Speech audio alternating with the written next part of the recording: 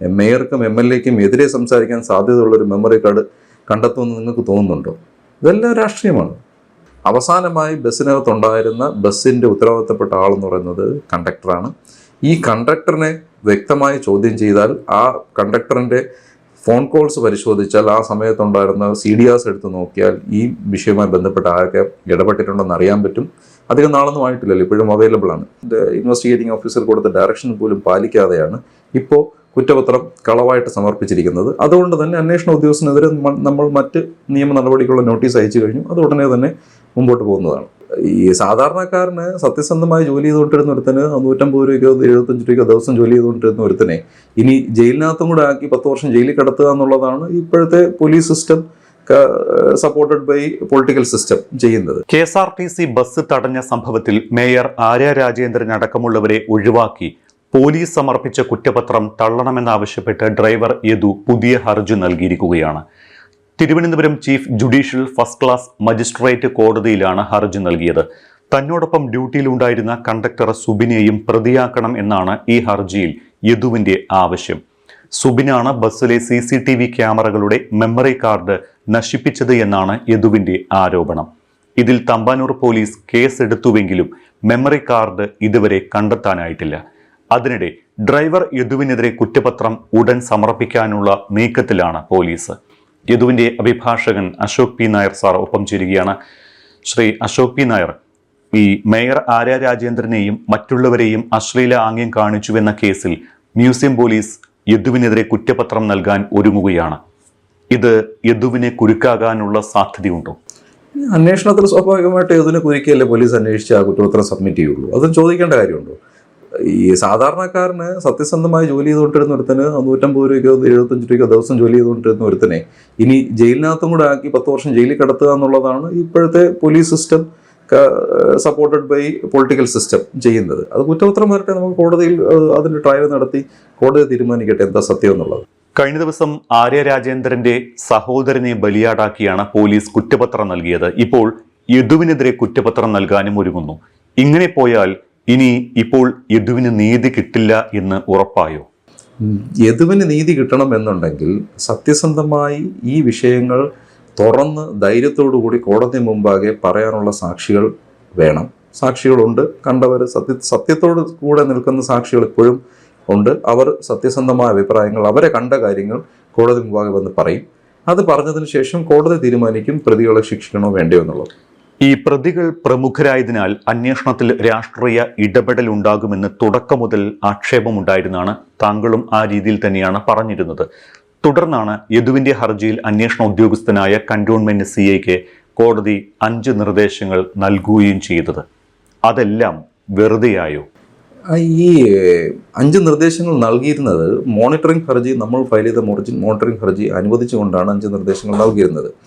ഈ മോണിറ്ററിംഗ് ഹർജിയുടെ റിപ്പോർട്ടിൽ പോലും മാധ്യമങ്ങൾ പറഞ്ഞത് അത് കോടതി നിരാകരിച്ചു എന്നുള്ളതാണ്. പക്ഷേ ആ 5 കണ്ടീഷൻസ് പോലും പാലിക്കാതെ, ആ കണ്ടീഷൻസിനകത്ത് വ്യക്തമായി ഇൻവെസ്റ്റിഗേറ്റിംഗ് ഓഫീസർ കൊടുത്ത ഡയറക്ഷൻ പോലും പാലിക്കാതെയാണ് ഇപ്പോൾ കുറ്റപത്രം കളവായിട്ട് സമർപ്പിച്ചിരിക്കുന്നത്. അതുകൊണ്ട് തന്നെ അന്വേഷണ ഉദ്യോഗസ്ഥനെതിരെ നമ്മൾ മറ്റ് നിയമ നടപടികളുള്ള നോട്ടീസ് അയച്ചു കഴിഞ്ഞു. അത് ഉടനെ തന്നെ മുമ്പോട്ട് പോകുന്നതാണ്.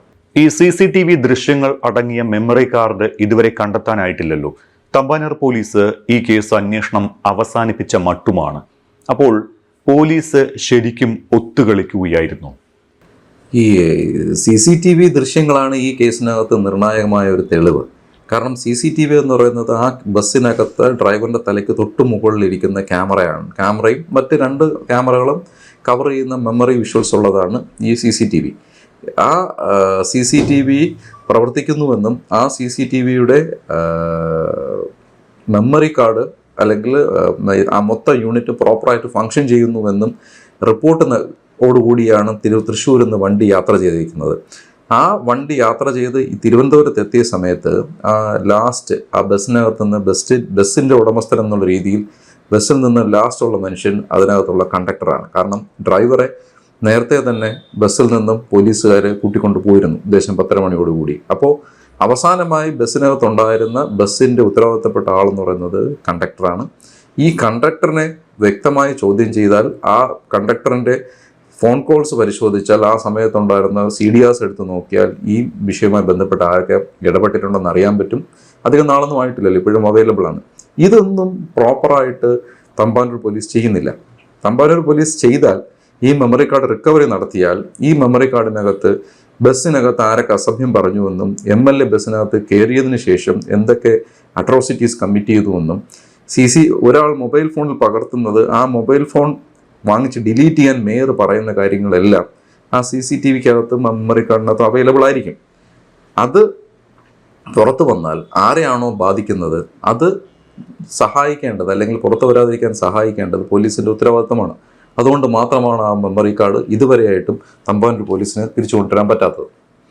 മേയർ ആര്യ രാജേന്ദ്രൻ അടക്കമുള്ളവരെ ഒഴിവാക്കി പോലീസ് സമർപ്പിച്ച കുറ്റപത്രം തള്ളണമെന്നാവശ്യപ്പെട്ട് ഡ്രൈവർ യദു വീണ്ടും പുതിയ ഹർജി ഫയൽ ചെയ്തിട്ടുണ്ടല്ലോ. അതിൽ എന്തായിരിക്കും ഇനിയുള്ള തുടർ നടപടികൾ? നിയമപരമായിട്ട് ചെയ്യേണ്ട കാര്യങ്ങളാണ് യദു ചെയ്യുന്നത്. അതായത് കുറ്റപത്രത്തിൽ ഒഴിവാക്കിയ കാര്യങ്ങളും മറ്റ്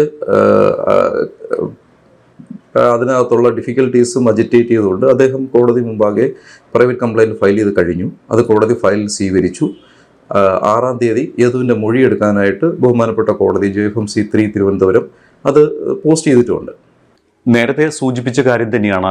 ഈ സംഭവങ്ങളുടെ എല്ലാം ദൃശ്യങ്ങൾ പതിഞ്ഞ ബസ്സിലെ ക്യാമറയുടെ മെമ്മറി കാർഡ് കാണാതായ കേസിൽ അന്വേഷണം ഇതുവരെ എങ്ങും എത്തിയിട്ടില്ല. അതേക്കുറിച്ച് താങ്കൾ സൂചിപ്പിച്ചു. അതിനിടെ ഈ തെരഞ്ഞെടുപ്പ് കാലത്ത് തന്നെ മേയർ ആര്യ രാജേന്ദ്രൻ അടക്കമുള്ളവരെ ഒഴിവാക്കി പോലീസ് ഇങ്ങനെ ഒരു കുറ്റപത്രം സമർപ്പിച്ചതിൽ അസ്വാഭാവികത സംശയിക്കണ്ടേ? മറിച്ച് കേരളത്തിലെ ഒരു MLA കാണാതെ പോയിട്ട് ഇതുവരെ കേരള പോലീസിന് കണ്ടെത്താൻ പറ്റിയിട്ടില്ല.